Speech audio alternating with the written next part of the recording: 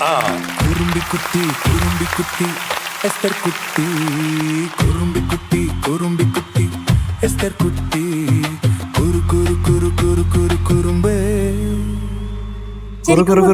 കുറുമ്പിയാണോ? അല്ല, ആ ചേട്ടൻ പറയുന്നുണ്ടല്ലോ കുറുമ്പി ആ പാട്ടില്. ചുമ്മാ പറയുന്നു അതൊക്കെ. അത് ആരാ ചേട്ടനെ കൊണ്ട് അങ്ങനെ പാടിപ്പിച്ചേ? ഇഷ്ടപ്പെട്ടോ? കുറുമ്പെന്ന് പറഞ്ഞിട്ട് പിന്നെ അയ്യോ ഇത് സുന്ദരി ഉടുപ്പാണല്ലോ. ഇതെനിക്ക് ഇവിടുന്ന് ഇന്റർമോക്സോ. അയ്യോ നല്ല രസമുണ്ട് ഈ നല്ല ബോക്കെ രസമുണ്ട്. കാണാൻ. Thank you. പാട്ട് ഏതാണ്? ഇപ്രാവശ്യം ദേവരാജൻ മാസ്റ്ററുടെ പാട്ടാണ് പാടാൻ പോകുന്നത് എസ്തർ കുട്ടി. സുശീല നമ്മുടെ ഉദയഗിരി കോട്ടയിലെ ചിത്രലേഖേ. ആഹാ, പാട്ടാ പാടും. ഉർവശി ചമയെന്നൊരു അല്ലേ? അതെ, ഇനി നന്നായിട്ട് പാടണേ, സൂപ്പറായിട്ട് പാടണേ. Quarter ഫൈനലാണേ, yes. അറിയാമോ അതെന്താ സാധനം? എന്താ സാധനം ഈ ക്വാർട്ടർ ഫൈനൽ എന്ന് പറഞ്ഞാൽ? ഒരു പേര് ആന്ന് എനിക്കറിയില്ല എന്താ ക്വാർട്ടർ ഫൈനൽ. എന്ത് ക്വാർട്ടർ ഫൈനൽ? അത് അറിയാത്ത നല്ലത് നിങ്ങൾ അല്ലേ? അത് ശരിയാ. എന്ത് വേണമെങ്കിലും ഞാൻ പാടും. അതെ, ഓക്കെ, പാടിക്കോ. അത് ചുമ്മാ ഒരു പേര്. ഓക്കെ, നമ്മുടെ ക്വാർട്ടർ ഫൈനലില് എസ്തർ കുട്ടി മത്സരിക്കാൻ പോവാണ്. പ്രേക്ഷകരെല്ലാവരും താഴെ കാണുന്ന QR കോഡ് സ്കാൻ ചെയ്തിട്ട് എസ്തർ കുട്ടിന് വോട്ട് ചെയ്യണം. അപ്പോൾ all the best. Thank you. ശരി, all the best Esther baby. Thank U.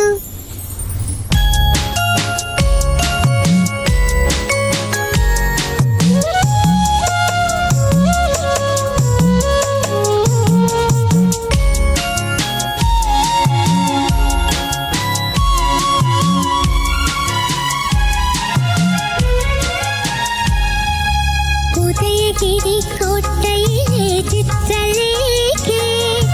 Urvashi ചമയുന്നൊരു ചന്ദ്രലേഖേ.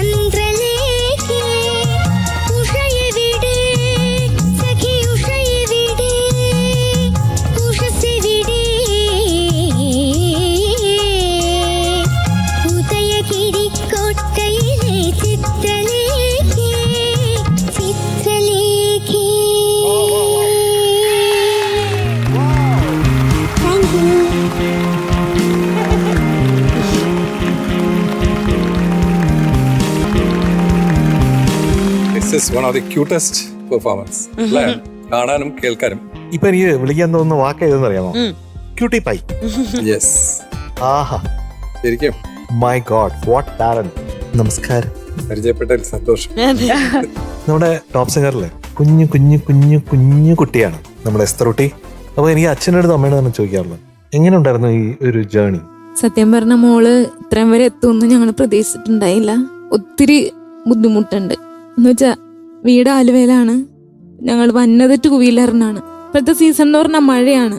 ചില ദിവസങ്ങളിൽ ഞങ്ങൾക്ക് വരാൻ ഇവളെ മഴക്കോട്ടൊക്കെ ഇടിച്ച് അങ്ങനെ ഒത്തിരി പ്രൊട്ടക്ട് ചെയ്തിട്ട് അവിടെ കൊണ്ടുവന്നത്. പിന്നെ ഒഡിഗേഷനാണെങ്കിലും എൻ്റെ ഹസ്ബൻഡ് ജോലിക്ക് പോയിട്ട് 1 വർഷത്തോളമായി. നമുക്ക് കൊച്ചിൻ്റെ ഒരു ഭാവിയാണ് നമ്മൾ നോക്കിയത്. അപ്പോൾ ഹസ്ബൻഡ് പറഞ്ഞ് ജോലി പോയാലും കുഴപ്പമില്ല, ഞങ്ങൾക്ക് ഇങ്ങനെ ടോപ്പ് സിംഗറിൽ കിട്ടണമെന്ന് ഭയങ്കര ഒരു ആഗ്രഹമായിരുന്നു. അങ്ങനെ കഴിഞ്ഞ തവണ വന്നിട്ടും കിട്ടിയില്ല. ഈ തവണ അവൾ ഒത്തിരി പ്രയത്നിച്ച് കൂടുതൽ ഞങ്ങൾ അവളുടെ കാര്യം ഞങ്ങൾ നോക്കിയുള്ളൂ. അവളെ എത്തിക്കാവുന്നിടത്ത് വരെ എത്തിക്കണം എന്നുള്ള ഒരു ആഗ്രഹം ഞങ്ങൾക്കുണ്ട്. അപ്പൊ ഇത്രയും ഈ ക്വാർട്ടർ വരെ എത്തുമെന്ന് ഞങ്ങൾ ഒട്ടും പ്രതീക്ഷിച്ചിട്ടില്ല. ഇവിടുത്തെ ഗ്രൂമേഴ്സും എല്ലാവരും ഒത്തിരി മോക്ക് നല്ലൊരു ഹെൽപ്ഫുള്ളാണ് ചെയ്യണത്.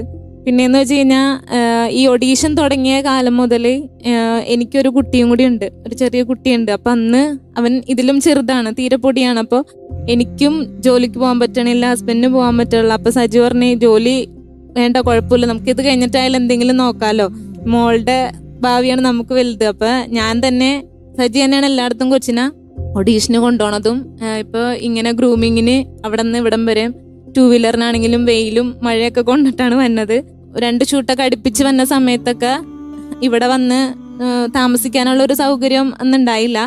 അപ്പം ഞങ്ങളിങ്ങനെ ഒത്തിരി ബുദ്ധിമുട്ട്, പൈസയൊന്നുമില്ല ആ സമയത്ത്. ഇപ്പോൾ ഉടുപ്പ് മേടിക്കാനാണെങ്കിലും നമ്മളിപ്പോൾ ഓരോ റൗണ്ട് വരുമ്പോഴും അയ്യോ ഇനി എന്ത് ചെയ്യും എന്നുള്ള ആ ഒരു ഇതായിരുന്നു.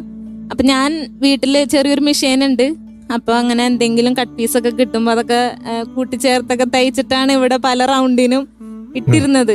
നമ്മൾ മറ്റുള്ളവരോട് ഇങ്ങനെ നമ്മുടെ ബുദ്ധിമുട്ട് പറഞ്ഞിരുന്നില്ല, എന്ന് വെച്ചാൽ മറ്റുള്ളവരെ അങ്ങോട്ട് വിഷമിപ്പിക്കണ്ടല്ലോ എന്ന് ഓർത്തിട്ട്. അങ്ങനെ ഇപ്പോൾ 2 ഷൂട്ടൊക്കെ അടുപ്പിച്ച് വന്ന സമയത്ത് ഇതേപോലെ നല്ല മഴയൊക്കെ ഉള്ള സമയമായിരുന്നു. അപ്പം മോളെയും കൊണ്ട് യാത്ര ബുദ്ധിമുട്ടായിരുന്നു. അപ്പം ഇങ്ങനെ ഇവിടുത്തെ ഒരു കണ്ടസ്റ്റന്റിന്റെ ഞങ്ങളിങ്ങനെ വിഷമിച്ചിരിക്കുന്ന സമയത്ത് ഇങ്ങനെ വന്നിട്ട് ചോദിച്ചു, ഇങ്ങനെ എന്താ നിങ്ങൾക്ക് എന്താ ഇത്ര വിഷമം എന്ന് ചോദിച്ചപ്പോൾ ഞങ്ങൾ പറഞ്ഞിങ്ങനെ നമുക്ക് പോയി വരാൻ ബുദ്ധിമുട്ടാണ്, അപ്പോൾ നമുക്ക് കാറിന് കൊണ്ടുവരണമെന്നൊക്കെ ആഗ്രഹമുണ്ട്, ഒരു ഊബർ വിളിച്ച് കൊണ്ടുവരണമെന്നൊക്കെ ആഗ്രഹമുണ്ട്, പക്ഷെ നമുക്ക് അതിനുള്ള സാഹചര്യമില്ല. അപ്പോൾ അവർ പറഞ്ഞ് കുഴപ്പമില്ല, നമ്മൾ എന്തെങ്കിലും ചെയ്യാമെന്ന് പറഞ്ഞിട്ടൊരു കണ്ടസ്റ്റന്റിന്റെ അമ്മയാണ് അന്ന് പൈസ തന്ന് റൂം എടുക്കാൻ സഹായിച്ചത്. അങ്ങനെ ഞങ്ങൾക്ക് അങ്ങനെ നിൽക്കാൻ പറ്റി. പിന്നെ വരുമ്പോൾ ഓരോ റൗണ്ട് വരുമ്പോൾ ദൈവമേ നാളത്തേക്ക് ഇനി എന്ത് ചെയ്യും, ഇങ്ങനെ പുള്ളിക്ക് ജോലിയില്ല. പിന്നെ ആരെങ്കിലും ഒക്കെ ആയിട്ട് എന്തെങ്കിലും ഡ്രസ്സ് നമുക്ക് സ്പോൺസർ ചെയ്താൽ അങ്ങനെ കിട്ടും. പിന്നെ ഇവിടെ ഉള്ള കുട്ടികളുടെ ആരുടെയെങ്കിലും അങ്ങനെ പഴയ ഏതെങ്കിലും തന്നിട്ട് അത് ചെറുതാക്കി അങ്ങനെയൊക്കെയാണ് ഞങ്ങൾ ഓരോ റൗണ്ടൊക്കെ ഇങ്ങനെ ഇത്രയും വരെ എത്തിയത്. അങ്ങനെയാണ്. ഇനി നാളത്തെ കാര്യം എങ്ങനെയാണെന്ന് നമുക്കറിയില്ല. അത് ദൈവത്തിന്റെ തീരുമാനമാണ്. ചിലപ്പോൾ ഇവള് ഇവിടം വരെ എത്തണമെന്നുള്ളത്. നമുക്ക് ഒത്തിരി സന്തോഷമുണ്ട് ആ കാര്യത്തിൽ. ഇവിടം വരെ അവള് ഇത്രയും ഇമ്പ്രൂവ്മെന്റ് ആയിട്ട് എത്തി. പിന്നെ ജഡ്ജിമാരുടെ ആ ഒരു പ്രാർത്ഥന അനുഗ്രഹവും എല്ലാം അവൾക്കുണ്ട്. സന്തോഷമുണ്ട് ആ കാര്യത്തിൽ. എനിക്ക് തോന്നുന്നു അച്ഛനും അമ്മയ്ക്കും ഒരു ബിഗ് സല്യൂട്ട് ഉണ്ട്. സജി ഒന്നും പറഞ്ഞില്ലല്ലോ. ഇവിടം വരെ എത്തുമെന്ന് ഒരിക്കലും വിചാരിച്ചില്ല. പക്ഷെ അവള് ക്വാർട്ടറിന് കയറി. കൂടുതലും പ്രയാസം വന്നത് എനിക്ക് ജോലി 1 വർഷമായിട്ട് ഞാൻ പോയിട്ടില്ല, അതിന്റെ ബുദ്ധിമുട്ട് ഒരുപാട് വന്നിട്ടുണ്ട്. പിന്നെ വിജി പറഞ്ഞ പോലെ കുറച്ച് പേരൊക്കെ എൻ്റെ അവസ്ഥ അറിയാവുന്ന കുറച്ച് പേരുണ്ട് പേഴ്സണലായിട്ട്. അവരൊക്കെ കുറച്ച് ഡ്രസ്സൊക്കെ എടുത്ത് അങ്ങനെ തന്നായിരുന്നു. പിന്നെ ഇവിടുത്തെ കണ്ടസ്റ്റൻസിൻ്റെ പാരൻസ് 2-3 പേര്, എന്നെ അറിയാവുന്ന 2-3 പേര്, വ്യക്തിപരമായി അറിയാവുന്ന പേര്, അവരും സഹായിച്ചിട്ടുണ്ട്. ഈ മകൾ എന്ന് പറയുന്നത് അച്ഛനും അമ്മയ്ക്കും ഏറ്റവും വലിയ വരദാനമായിട്ട് വന്നിട്ടുള്ള മകളാണെന്നാണ് ഞാൻ വിചാരിക്കുന്നത് കേട്ടോ. അപ്പോൾ ഇപ്പോൾ പറഞ്ഞ കുറേ ബുദ്ധിമുട്ടുകളും ചലഞ്ചസും ഒക്കെ ഉണ്ടല്ലോ, ആ കാര്യങ്ങളിലൊക്കെ തന്നിരിക്കുന്ന ഒരുപക്ഷെ നമ്മുടെ മോളെ വേറൊരു പ്രൊഫൈൽ കാണാൻ വേണ്ടിയിട്ടേ അതിൻ്റെ തുടക്കമായിട്ട് ടോപ്പ് സിംഗർ സീസൺ 6 എടുക്കാമെന്നാണ് എനിക്ക് തോന്നുന്നത്. ഒരുപാട് ജീവിതം കണ്ടത് ആ ആളായതുകൊണ്ട് എനിക്ക് തോന്നുന്ന കാര്യമാണ് ഞാൻ പറയുന്നത്. അപ്പോൾ തീർച്ചയായിട്ടും മോള് നിങ്ങളെ പ്രൗഡാക്കും. മോളുടെ സംഗീതം നിങ്ങൾക്ക് ഏറ്റവും വലിയ ഒരു ട്രഷറായിട്ട് മാറും തീർച്ചയായിട്ടും. അങ്ങനെ വരട്ടെ, അതിനുവേണ്ടി നമ്മുടെ പ്രാർത്ഥനകളാണ്. സജി ഇന്ന് പാടി കേട്ടില്ലേ, what A remission, my God. ഓരോ നിമിഷവും ഞാനിങ്ങനെ എന്താണ് അത്ഭുതത്തിലായിരുന്നു. നമ്മൾ 3 പേരും അങ്ങോട്ടും ഇങ്ങോട്ടും നോക്കിക്കൊണ്ടിരിക്കുന്നത്. എസ്തർ കുട്ടിയെ നോക്കാനായിട്ടുള്ള സമയം ഉണ്ടായിരുന്നില്ല. അത്രയ്ക്ക് അത്ഭുതമായിരുന്നു. Thank you. എന്ന് പറഞ്ഞാല് ഈ പാട്ടിലൊരു രാഗഛായ ഉണ്ട്. ഈ രാഗഛായ, ആ രാഗം പഠിച്ചിട്ടുള്ള ഒരാൾക്ക് മാത്രമാണ് അത് തൊടാനെങ്കിലും പറ്റുന്നത്. പക്ഷെ ഇവിടെ എസ്തർ കുട്ടി തൊടുകയല്ല, അതിൻ്റെ ഹൃദയത്തിൽ തൊടുന്നു. അതെങ്ങനെ സാധിക്കുന്നു എന്ന് നമ്മൾ ആലോചിക്കുകയാണെങ്കിൽ അതിന് ഉത്തരമില്ല എന്നുള്ളതാണ്. അതിൻ്റെ ഉത്തരമാണ് നമ്മൾ ഈശ്വരൻ എന്ന് ബിലീവ് ചെയ്യുന്നത്. അപ്പോൾ ഗോഡ്സ് ഫേവറേറ്റ് ചൈൽഡാണ്. ആഹാ, ആ ചരണത്തിന്റെ അവസാനം പാടിയ ഹമ്മിങ് ഒക്കെ ഇല്ലേ, ഗൗതം ഗംഭീർ. ആ മറ്റേ ചോദ്യങ്ങളുണ്ടല്ലോ, അനിരുദ്ധൻ ആരാണെന്ന് ഒരു പിടിയില്ല. പക്ഷെ അനിരുദ്ധൻ വന്നുവോ എന്ന് ചോദിക്കുമ്പോഴത്തേക്ക് നമുക്ക് അങ്ങനെ ഒരാൾ വന്നുവോ എന്ന് നമുക്ക് തോന്നും. അത് മാത്രമല്ല ചോദിക്കുന്നുണ്ട്, വന്നുവോ ഇങ്ങനെ ചോദിക്കുന്നത്. എങ്ങനെയായിരുന്നു അത്?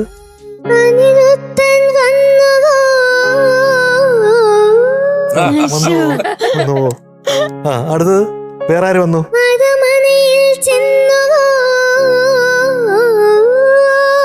ഓഹോ, എന്റെ അമ്മേ. ആ, ഇനി അടുത്തത്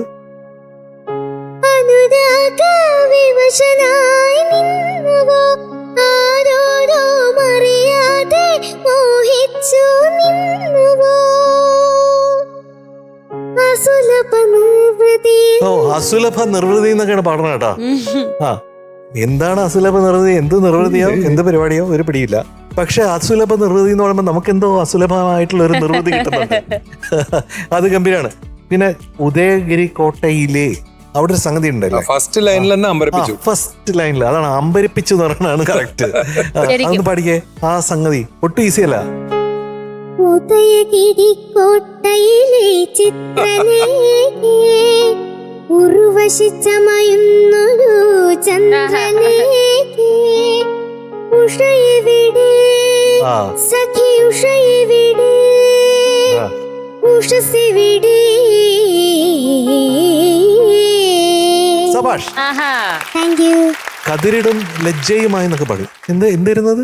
കതിരിടും ലജ്ജയുമായി കാമസ്വരൂപനി കാർക്കൂന്തൽ കൊണ്ടു മറച്ചുവോ. മറച്ചുവോന്നാണ് ശരിക്കും, മറച്ചു വെച്ചോ എന്നുള്ളതാണ്. കാർക്കൂന്തൽ കൊണ്ട്, ആ മുടി കൊണ്ട് ഇങ്ങനെ മറച്ചോ എന്നൊക്കെ തോന്നുന്നത്. കാർക്കൂന്തൽ എന്താണോ ആർക്കറിയാം. കതിരിടും ലജ്ജ എന്ന് പറഞ്ഞാൽ എന്താണ്? ലജ്ജ എന്ന് പറഞ്ഞാൽ എന്താണെന്ന് അറിയാമോ? നാണം. ലജ്ജ ഉണ്ടോ? പാടുമ്പോ ഒരു നാണവും ഇല്ല എന്ന് പറഞ്ഞാൽ അത് പാടേണ്ട രീതിയിൽ പാടിയിരിക്കും. അതല്ലെങ്കിൽ അത് എസ്തർ കുട്ടി അല്ല, ആ രീതിയിലാണ്. ചെറിയ സഭാഷ് എന്നല്ല, സബ് സബ് സബ് സബ് സഭാഷ് അങ്ങനെ പറയണം. ഒരു അതുല്യ പ്രതിഭ എന്ന് തന്നെ പറയണം. അതെ, ശരിക്കും ഒരു അൺയൂഷ്വൽ ആണ്. ദൈവത്തിന്റെ ചില സ്പെഷ്യലായിട്ട് ബ്ലെസ്സിങ് കിട്ടിയ ഒരു മോളാണ്. അതിന് ശരിക്കും അച്ഛനും അമ്മയും തമിഴ് പറയും കൊടുത്തു വെച്ചിരിക്കണം എന്ന് പറയും. ഇങ്ങനത്തെയൊക്കെ ഒരു മോളെ കിട്ടണമെങ്കിൽ അത് നിങ്ങൾക്ക് രണ്ടാൾക്കും കിട്ടിയിരുന്നു. സോ ശരിക്കും നമ്മൾ ഓരോ ലൈനും എൻജോയ് ചെയ്തു എന്നാണ്. എങ്ങനെയാണ് ഇത്രയും ഡീറ്റെയിൽസിലേക്ക് ആ മോളെ പോയിട്ട് അത്രയും ഭംഗിയായിട്ട് പാടുന്നത് നമുക്ക് അത്ഭുതപ്പെട്ടു പോകും. അത്രയും അതിഗംഭീരമായിട്ട് പാടിയത്. ബ്യൂട്ടിഫുൾ മോളെ. എന്തൊരു രസമായിരുന്നു. ഞാൻ ഓരോ ലൈനിൽ എഴുതി വെച്ചിട്ടുണ്ട്, ഫാന്റാസ്റ്റിക്, ഫാബുലസ്, അത് ഇതൊക്കെ എഴുതി വെച്ചിട്ടുണ്ട്. ഓരോ ഡീറ്റെയിലും മോളെ കുഞ്ഞി കൈ വെച്ചിട്ട് ഇങ്ങനെ എൻജോയ് ചെയ്തിട്ടാണ് പാടുന്നത്. വളരെ മനോഹരമായിരുന്നു മോളെ. ബ്യൂട്ടിഫുൾ, ഒന്നും പറയാനില്ല. ഇനി ഇത്രയും ബ്യൂട്ടിഫുൾ ആയിട്ട് ഇനി കൂടുതൽ ബ്യൂട്ടിഫുൾ ആയിട്ട് പാടാൻ പറ്റട്ടെ. ദൈവം കൂടുതൽ അനുഗ്രഹിക്കട്ടെ മാത്രമേ പറയാനുള്ളൂ. എസ്തർ ബേബിയുടെ ആ പ്രോഗ്രസ് ആണ് ശരിക്കും ഗ്ലുമ്മ് തട്ടി നടക്കാൻ പറ്റാത്തൊരവസ്ഥയിലാണ് പാടി തുടങ്ങുമ്പോൾ. സാ പറയാൻ കിട്ടില്ല, രാ പറയാൻ കിട്ടില്ല. ഒരു ആ പ്രോഗ്രസ് ഒന്ന് ആലോചിച്ച് നോക്കും. ഒരു 1 ഇയറിൽ ഒരാൾക്ക് എത്രത്തോളം പ്രോഗ്രസ് ചെയ്യാൻ പറ്റുമോ അതിന്റെ അറ്റമാണ് എസ്തർ ബേബിയുടെ പ്രോഗ്രസ്. ബ്യൂട്ടിഫുൾ ആയി പാടി എസ്തർ കൂട്ട, നല്ല സുന്ദരമായി പാടി. ഫോൾസെറ്റോയിലേക്ക് ട്രാൻസിഷൻ ചെയ്യുന്നത് ആ ചെസ്റ്റ് വോയിസ് എന്ന്, അത് ഒളികണ്ണാൽ താരകൾ കണ്ടു ആ രംഗം എന്ന് പറയുമ്പോഴത്തേക്ക് ഫോൾസെറ്റോയിലോട്ടേക്ക് സ്വിച്ച് ചെയ്യുക. അത് എസ്തർ ബേബിക്ക് അറിയും കൂടെ ഇല്ല അത് ഫോൾസെറ്റോ ആണ് പാടുന്നത് എന്നുള്ളത്. ബ്യൂട്ടിഫുൾ ആയിട്ടുണ്ട്, നല്ല ഫീല്, മിടുക്കായിട്ട് പാടി. ഓക്കെ, ഓൾ ദി ബെസ്റ്റ് പൊന്നെ. ഇന്ന് മോൾക്ക് ഈ മനോഹരമായി പാടിയന് എത്രയും മാർക്കെന്നറിയോ? 99.5 out of 100.